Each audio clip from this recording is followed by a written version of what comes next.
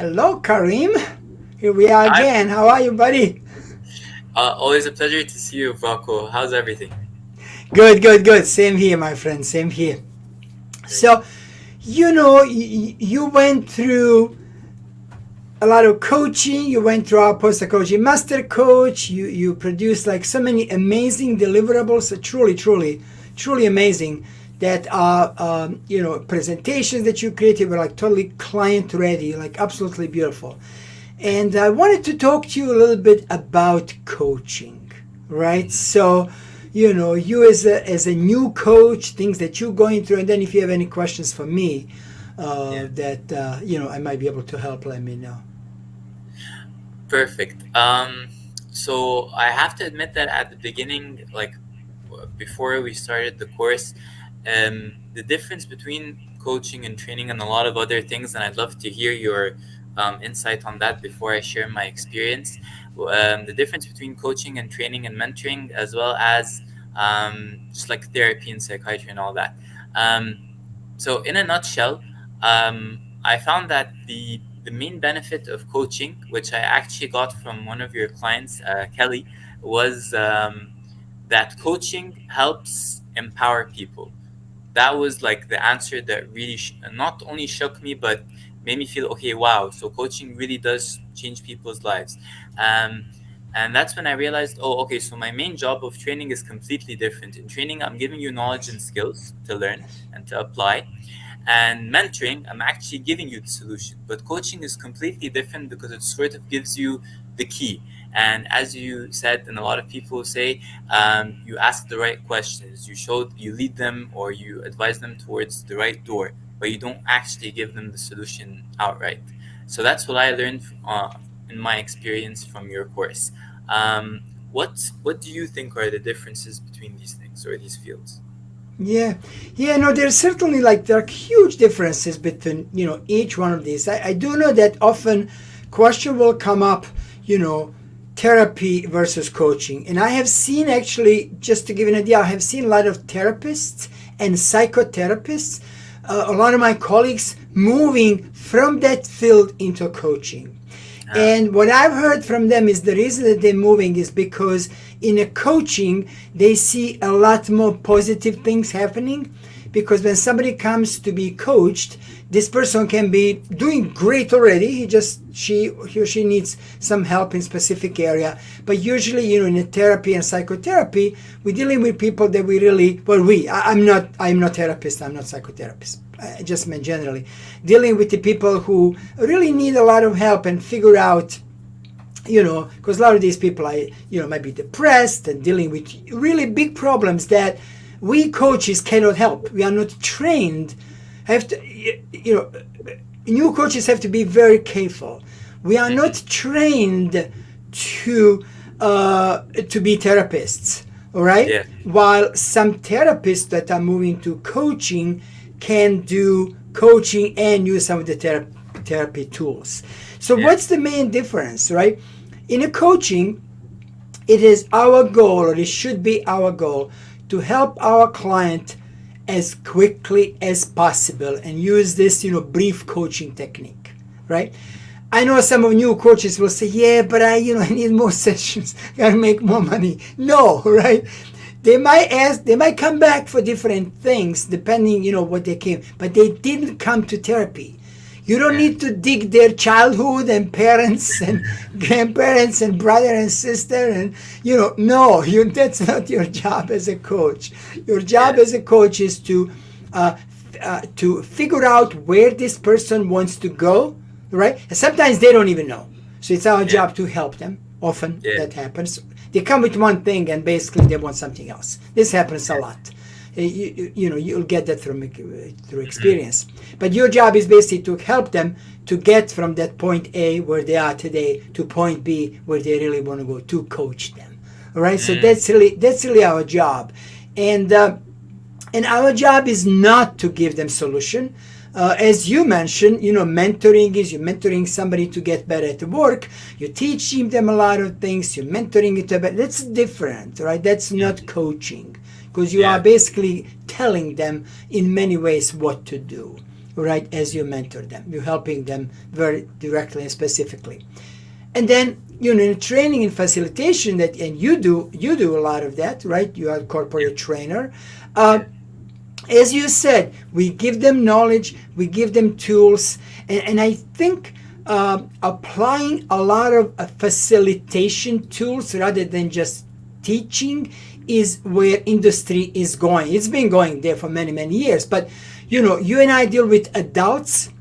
They don't want a professor. They don't want to be lectured, right? They want to be facilitated. They want to be involved from the first 5 minutes. You want to get them involved, right? Because usually, if we come in and lecture the 45 minutes, that's it. They're gone. They're not attending high school or university or master degree. They are there to learn some life skills. Usually, it doesn't have to be like you and I into that area, but it could be technical skills. Doesn't matter. But it's still facilitation and getting people involved is the key to success. Does that help? Does that help to understand? It's just on a high level. I know that. Again, people get confused. Most that I see people getting confused, therapy, coaching, and mentoring, as you mentioned, that gets confused as well. No, I love your definition. I think you took it from a more practical aspect. Mine was more general sense, but no, this definitely clears it up. Even that added value to me, even though I thought I knew everything about coaching. So that's awesome. And adding to that, like when I first started, I remember like obviously part of your assignment was to coach someone, and I remember my first session with that client. He was one of my best friends, and I was a bit freaked out because it was a completely new experience to me, but maybe what reassured me was that he was my friend, so it wouldn't be too embarrassing. And I think that's the first tip. Don't freak yourself out when you're trying something new in life and in coaching, because say it's a new client and it's a stranger, you're gonna have that sense of self-doubt. It's natural, but just have fun with it. Don't overwhelm yourself. Like, I remember the only thing I regretted was that in the first session I was trying so hard to match everything I learned with what he was saying. No, it's so much simpler than that. It's all just about listening. You have the knowledge already stored in your mind in some part, and as you hear the key terminologies and as you focus on each word he or she is saying, you will know the solution. But if you focus on that, no, you'll get lost in your thoughts. So just take it easy. Don't be discouraged. Um, Also, I picked up a few tricks when, like, I'm sure you know them, but it's like things that you can do while you're in the session to reassure the client. So for example, something he loved at least was when I'd recap what he said in like one or two lines, so he knows, okay, Karim is with me. Because one of the feedback, like I think in one session I was a bit exhausted, so my focus was like 90% instead of 100. So he was like, maybe the only drawback I have was, or the only comment I have is that sometimes you repeat the question in another way or something that we already covered. So, and that's another point, taking feedback from your client, maybe not from strangers because that would seem a bit unprofessional, but with people you're practicing with. And I think the list goes on, and people would love to hear from you. But yeah, and maybe one last tip is, okay, so note taking is essential. There's no argument about that. But also rewriting the notes, meaning like I'd have like 5 pages of notes after the session is over. So I'd open like a fresh document that same day or the next day and retype my notes again. So that sort of cements the notes that I took down, and it also makes it look appealing and easy to the eyes. So that would probably be my main pieces of advice in a nutshell. Um, and if you have any comments, please, or any advice for me, please let me know. No, I think that's really great. When you said you wanted to use like all the tools we learned, this is so natural for all the new coaches, and I try to make it clear in the beginning to be careful with that. I'll never forget there was an individual. When we went through this was in person with this Yeah. 9 weeks program, and basically the individual said, okay, now we are in session 6, so I'm going to coach tools from session 6. I was like, no, no, you're not coaching session 1, 2, 3, 4, 5. You are picking up these tools, and as you go, you may or may not need them, right? But that's really, that's a common, question or, misconception from the beginning. And then I just had another coach the other day asking me in a group coaching call, struggling to, what do I do when I meet my first client?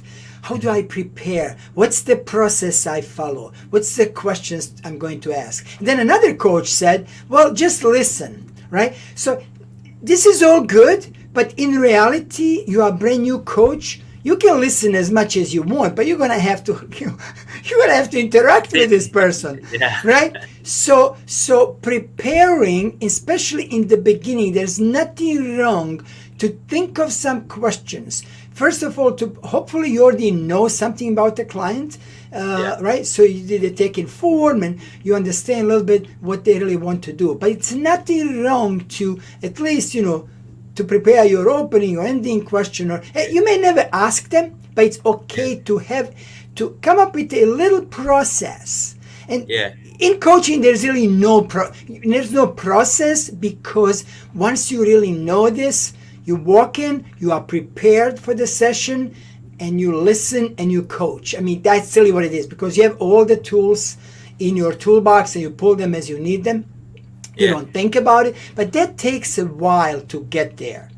So again, nothing wrong to prepare, to come up with a little process that works for you, and just please don't get stuck with that.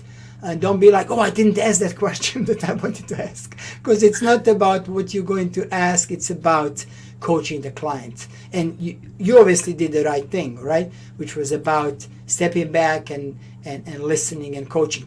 And by the way, there is a time when all of us, even very experienced coaches, will lose a client. Look, we're human. This does happen, right? Yeah. And my recommendation, when it does happen, don't play like, oh, I don't know what he said, but I'm not gonna, I'll just move on, right? You can just say honestly, listen, I'm really sorry, John.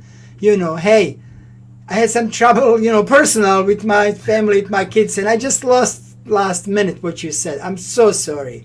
I should be paying 100% attention, but, this happened. And look, if that bothers this person, that's okay. He or she may not be the right client. But, in the beginning, of course, you don't want to repeat this every session. Oh, I'm sorry, what did you say? That doesn't work either. I think you shed light on a very important point, and that's creating the questions. That's also, I think I read an article before I coached him about how to ask the right questions, and then they had a list of 20 tips that you should follow.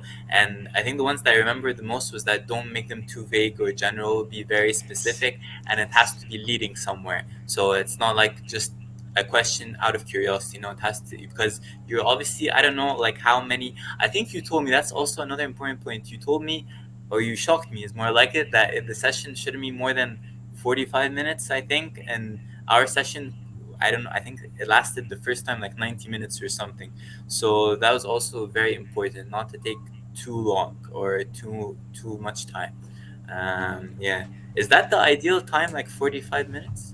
45 minutes to 1 hour. These are general, a lot of people do 1 hour session depending on the client. 45 to 1 hour, because it's exhausting for you and for the client, right? It's exhausting for you and for the client. I wanted to just touch base on something when you said leading questions. I want to be careful with this, because we should never lead our client to something. I just want to make it clear. So I know what you meant, but just for the listeners, right? So we're not going to lead them. We'll ask them questions that will help them make their decision and move from that point A to point B, right? And often to clarify for themselves. We don't want to clarify for them. But again, like I said, often they will come with one thing, and as you go through coaching, there will be actually something else later on. And and again, just you have all these tools that you learn and you practice, and You started with a friend, which was fine. Sometimes it's really difficult to start with friend, and I suggest better start with stranger than friend, because friend is a friend, and when you start coaching, and especially if you do it for free, I mean, so why? How terrible could it be? Yeah, yeah, If you don't charge the person, like, hey, you're making it clear that you are practicing, but you will also, provide a lot of value. And yeah. especially, again, if you do it for free, then there's really nothing to worry about. Nothing to lose. Yeah, exactly. So, like, speaking of that, because as you know, or as you may recall from my graduation speech, I had that bit of doubt at the beginning of, okay, should I be a coach or not? Because as I said, it's completely different from training. So, for anyone who's thinking about it, okay, um, what are some of the qualifications or like things that you should have or work on to feel like, okay, I can be a coach or I'm ready to be a coach? I love this question. What are some of them? So I probably differ from some of the other people in the industry, but a lot of people are also on my side. So here's what I think. It all depends. Coaching is a wide term. Who do you want to coach, right? Who are your coaching clients? Are you coaching one-on-one? Are you doing executive coaching? Are you coaching inside organizations? Are you doing group coaching? Are you doing coaching inside the government institutions? The reason I said this is because if your plan is to go to corporate world and do some executive coaching and also do some governmental work, the chances are you will need credentials because they will ask for it. However, if you are looking just to coach one-on-one individuals, then the chances are they will not ask. But let me tell you what's the most important. Yeah. For my coaches, and I'm actually working right now as we speak with an amazing executive coach. Yeah. And I made it very clear. I don't care about any of your certifications. I'm not going to read it. I don't need it.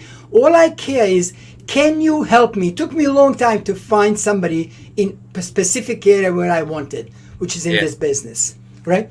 But all I want to know is, can you help me in this area? I don't care about any. And most of people really are like me. Can you help me with this? And a lot of big names, they don't care. Tony Robbins doesn't have any coaching ICF certifications, right? You don't. If you really need to be good. That's the key. Again, you can get your certification. And it's funny, I am the one saying this who's basically issuing, under the Life of Sex Academy certifications. But I always make it clear, don't take this program for the piece of paper. If that's the case, go somewhere else.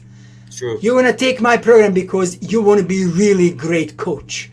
And I'm going to teach you how to do that. Yes, you'll get paper at the end, but don't that be the reason for you to take it. I think it's really, really important. That's my view. And again, nothing wrong if you want to go for it. We do have some of the students that you basically know who took the PPMC, learn a lot, but they want to really get to ICF. Go for it, right? You have to keep learning. Yeah. I keep learning. I'm never going to stop until I'm here on this beautiful planet and until I, am helping people. But so that's really the key. The key for you is to learn a lot, to be one of the best, and with or without any piece of paper. That's because again, this is what's important. Coaching industry today is not what's the right word? It's not like a therapy. It's not. It's like, I think it's growing. It's a developing industry. A lot of people want to get into coaching, but not a lot of people can do it properly. That's my point of view. Right. But there are no certain requirements that you have to meet. If you want to be a therapist, there are many different things that you have to do. With coaching, you may which is good and bad. It's good and bad. I agree. For the clients, it's good and bad because, there was another question came up on coaching call. Okay, so why would I go with Kareem versus John, right? Yeah. Yeah. Well, stop work on your credibility. Yeah. And there are so many different ways to establish that. But, I need to know that you are good. And that's really what clients care. I mean, honestly, I never in my coaching one-on-one career had anybody asking me what certifications do I have. Yeah. But doesn't mean you shouldn't get it. Again, I want to make it clear. That's not the point. It's like I don't know. It's like all those successful people who don't have college degrees. I don't care if you graduated from university, as long as there's impact involved. It's not all about papers and certifications, as you said. And I think the point that I really agree with is the last one about basically practicing. You have to, in addition to learning, you have to practice with different clients. I mean, I definitely noticed a big change between the first session that I gave with my client and the fifth session. It's completely different. And also, I think patience and good listening skills are key.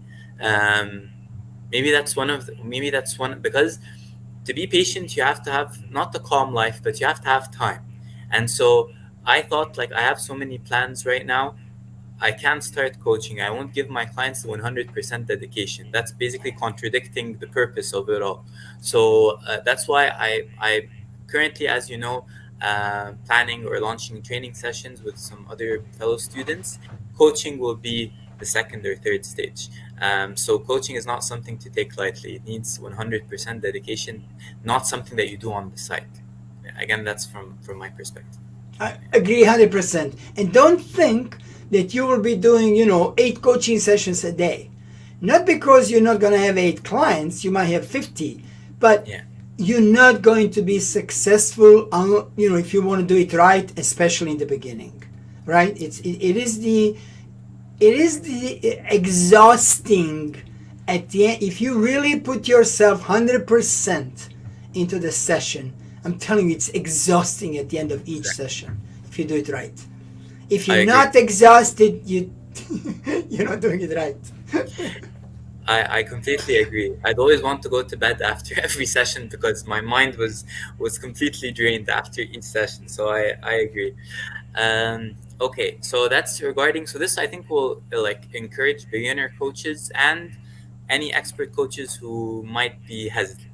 I think also, for me, stories really inspire me, like success and failure stories. Maybe failure stories more than successful ones. So for me, it was always the time when my client would come and say he applied a certain piece of advice, or no, that's not what coaches do, but basically he took my advice and he applied a certain method from his own side, and it worked out. Sometimes they wouldn't, but when it worked out, I feel this sense of motivation. So are there any stories that you remember, or that, when you think, oh, I really impacted him, oh, I really changed his life? Does anything come to mind? Yeah, I've been really lucky and fortunate that there are a lot of stories that I can recall. But the other day, a client called me, my former client, big businessman. I mean, this guy is doing so well. I know him many years, but I was coaching him years ago. And basically, he called me to ask me if I would coach him something on the business side, and I was not ready because what he wanted to do, I just wasn't. That was not my area, right? So we talked about it, and he said to me, the other day he was with his wife, and that was one of the things that we did a lot. It was about relationships. He was very successful, but relationship with his wife and kids were just not there, or successful, good relationships were not there, and he basically said that he did something that what we were going through coaching sessions, and his wife said, "Are you still getting coaching? Is Braco still your coach?" So, this is great years later that he's basically living these sessions. His life totally changed, and his wife has been noticing this for all these years, and it's really this is how you can impact people help them, regardless if it's business or personal relationships or happiness or, you know, certainly that's just one that came to my mind because he called me the other day, so it was really cool. It was really cool. Yeah. And also, now that I said this story, also please be careful and don't just take every client because they want to be your client. It has to be a match. Not only that client believes that you are the best and the right coach, but you have to believe that that your client, right, is the right client for you. That's Yeah. my big. People don't really understand, like, but why? If they think I'm the great coach and they know my capabilities, why do I have to? Yes, you do. Yes, you do, because it's very, very important that you feel 100% comfortable. Then you can help that client. I think that's a very valid point. It's not about it, definitely. It's all about the impact. Um, Another thing is that, like, okay, life coaching. It's not like one type. Like, there are so many branches, as you taught us. There's you can be a life coach, but specialize in resilience, changing your habits. Da, da, da. Maybe the client that comes to you, building on your point, needs help in an area that you don't have, any expertise in or enough experience. And as you said, you wanted business coaching. Okay, maybe now it's your area of expertise, but it wasn't back then. So I can definitely relate to your story. Yeah, Uh, and just to mention, even with business coaching, like I coach clients on business, but this was a very, very specific Specific. business, all Yeah, right, that he needed help, that I really didn't have a lot of insights. So yeah, again, he thought I can do it. He said, yes, you can. I was like, no, I can't. Sorry, I'm dropping you, man. You can't be my yeah, client this time. So yeah. yeah, be careful with that. There are no hard feelings when it comes to professionalism. Um, I think probably the last point, and I know this might need a separate session and everything, but what are the for anyone who's currently practicing coaching, not a beginner one, what are some of the challenges? Like, I think I mentioned a few at the beginning, but what are one or two of your main challenges that you face, maybe even until today? Because as we know, obstacles never end. So yeah. So I think it's different for new coaches versus the challenges that I face today. Yeah. Um, so for new coaches, really the biggest thing is learn as much as you can, practice as much as you can. When you feel you good, don't be afraid to charge a lot of money for services, Yeah. because they remember they're not paying you for 45 minutes of your time. They're Yeah. paying you to help them solve the problem. They're paying you to help them improve their life, and there's no price on that. So that's where a lot of, because I hear this a lot, I don't know how much to charge. Whatever I say, if I say $25, they say it's a lot, right? So that's what I hear a lot from new coaches. So that's one thing, and you have to build that confidence that you are good. And if you're not Yeah. good, it's a different story. You have to really, right? I mean, I'm not saying go ahead and charge $1,000. If you really don't know what you're doing, but when you get really, really good, just don't be afraid. Yeah. Don't be afraid to charge what you think is the right rate, and don't try to keep your clients for a long time just because they're paying you. That's really another really, really important one. And when client is ready, just move on and go to another client. So basically, don't be materialistic, and follow your inner values. Nothing external or nothing temporary. Everything that has an impact on yourself and the people around you. So yeah, I definitely agree with that. Yeah, I think the key is, and here's again when I see a lot of coaches, they focus on what am I going to do next and tomorrow and next week. You have to look at your strategy. If this is going to be your business, now, yes, this need like 30 more sessions. Now we talk about business plan, financial plan execution, global presence, search engine optimization, website, products, services, right? But look at your strategy. Don't just say I Yeah. want to be a coach and then let me get my first client. Yeah. Put a break on that. Create your business plan. It's really, really, really, really important. That's where most of your energy should go in the beginning. Totally. 100% agreed. Yes. Cool. That's My friend, perfect. this was fun discussion. I hope this will be valuable to our listeners, and certainly learning a lot of lessons from you as a new coach are extremely valuable for new coaches and new people in this practice. So thank you so much. Fun. This was great. We'll chat again, right? Definitely, definitely. I'll be seeing you very soon. Thank you so much, Braco. Thanks, my friend. I'll talk to you soon. Cheers. Thanks. Bye.